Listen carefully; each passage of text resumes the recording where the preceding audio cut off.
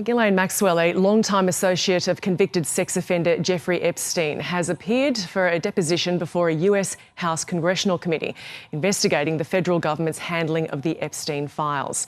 America's Editor John Lyons joins us now from Washington to discuss this. What did Maxwell tell the committee?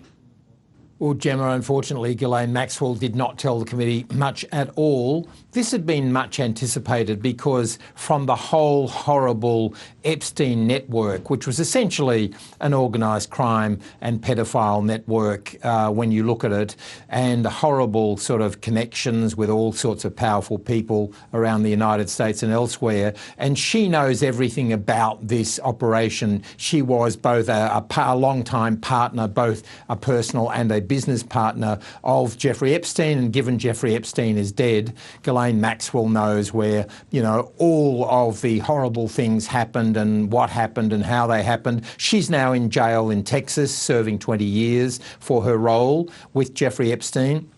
So there was a lot of anticipation today when she was appearing before the House Oversight Committee. However, she did it remotely from her jail in Texas. However, she basically said nothing. She pleaded the Fifth Amendment here, which is part of the constitutional right of a person that you don't have to give evidence if you believe that it may incriminate you in a legal sense. So she pled the Fifth to all significant questions, and in the end the committee just thought there's no point in this.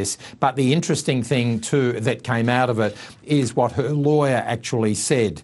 Now, David Marcus, he actually said, if this committee and the American public truly want to hear the unfiltered truth about what happened, there is a straightforward path.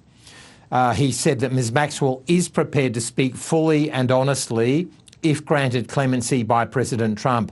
Only she can provide the complete account. Well, that last sentence is completely accurate. So what if you boil this down?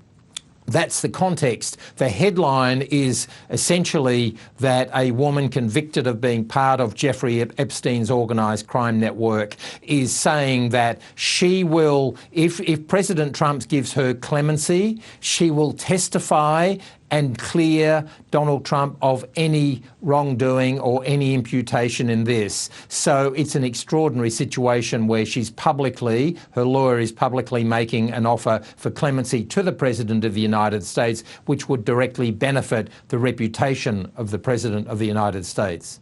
And so, John, where does this saga go from here? Now, Gemma, it's all up to President Trump. As we know, the presidents here, they have a power of pardon. They can pardon people. It's their discretion. Now, any normal president would probably have said that I need to recuse myself from this, given that this is a matter involving me and involving mentions in these Epstein files. But Donald Trump is not, this presidency is not an orthodox presidency by any means. Donald Trump's held out the possibility in the past that she would be pardoned or cleared.